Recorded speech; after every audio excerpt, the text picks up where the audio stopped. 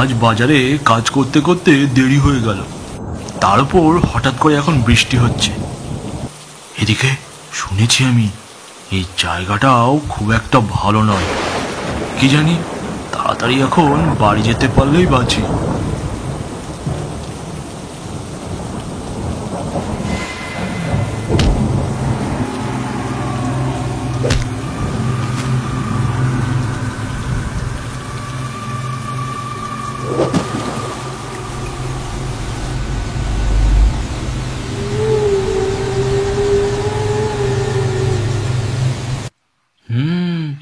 কি বানিয়েছো মা? গন্ধ তো চারিদিকে ছড়িয়ে গেল, আর এদিকে খিদেও তো প্রচুর লেগেছে। পিঠে বানিয়েছি, সবাইকে খেতে দেব, কিন্তু তার আগে এই গরম গরম পিঠে একটু মাসির বাড়ি দিয়ে আয় তো। তুই এলে ভাইয়ের সাথে তোকে খেতে দেব। পিঠে বানিয়েছো? বাহ, ঠিক আছে, তাহলে দাও পিঠেগুলো মাসিকে দিয়ে আসি, তারপর না হয় এসে খাবো। কি বলিস গোপাল? কই, কেমন পিঠে বানিয়েছো আমি একটা খেয়ে দেখি, তারপর না হয় তুমি মাসি বাড়িতে পাঠিও। না, একদম হাত দিবি না। দাদা মাসির বাড়ি থেকে ফিরলে তারপর তোরা একসাথে খাবি। তাহলে আমি দাদার সাথে মাসি বাড়িতে যাই? না না, এত রাতে তোকে আর দাদার সাথে যেতে হবে না। যাক না মা, ভালোই হবে। দুজন গল্প করতে করতে তাড়াতাড়ি চলে যাব, আর মাসিকে পিঠেটা দিয়েও তাড়াতাড়ি চলে আসতে পারবো। ঠিক আছে, তবে ও যেন কোনো বাদরামি না করে, আর রাতও অনেক হয়েছে, সাবধানে যাবি।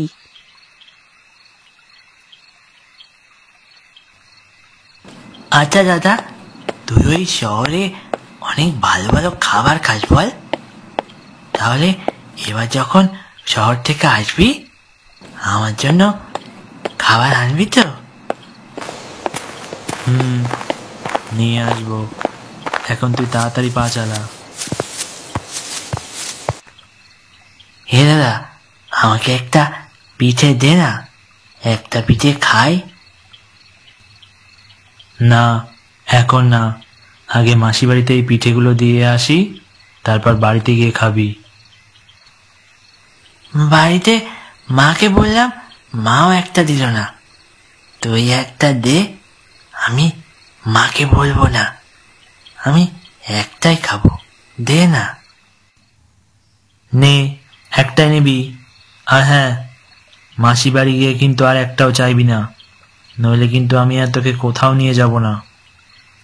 এই বলে গোপাল পিঠের বাটি থেকে একটা পিঠে নিয়ে খেতে খেতে সামনের দিকে এগোতে লাগলো।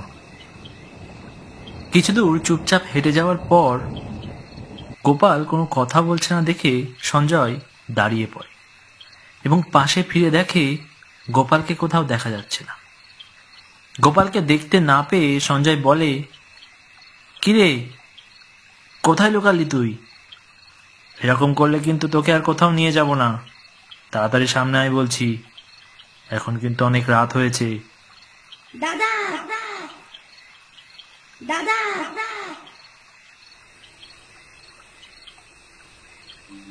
ভাই, ভাই কোথায় তুই? আমি তো তোকে কোথাও দেখতে পাচ্ছি না, কোথায় তুই? দাদা, আমাকে বাঁচা। দাদা, আমাকে বাঁচা দাদা।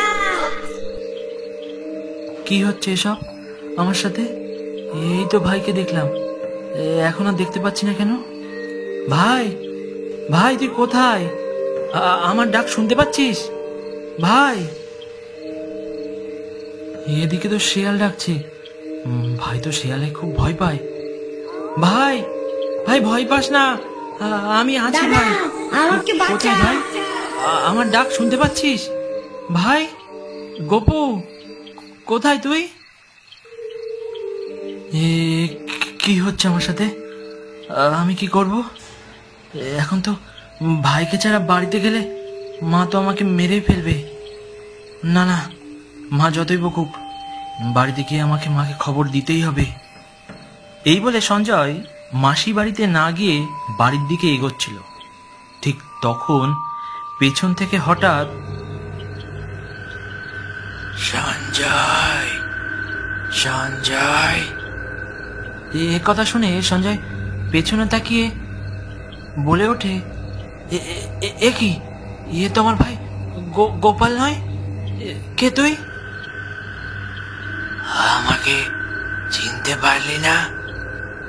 এত তাড়াতাড়ি ভুলে গেলি আমাকে? আমি তোর বন্ধু ভোলা রে, ভোলা। ভোলা, তুই এখানে? আর তোকে এমন কেন দেখাচ্ছে? আর তুই এখানে কি করছিস? আর কবে বাড়ি ফিরলি তুই? আমি তো কোথাও যাইনি, আমি তো এখানেই ছিলাম। কিন্তু তোর জেঠু যে আমাকে বলল তুই বাড়ি থেকে পালিয়ে গেছিস। কিন্তু জানিস ভাই, একটু আগে থেকে আমার ভাই গোপালকে পাওয়া যাচ্ছে না। তুই কি আমার ভাইকে দেখেছিস? আমি তো তোর ভাইকে অনেক আগেই বাড়ি চলে যেতে দেখেছি।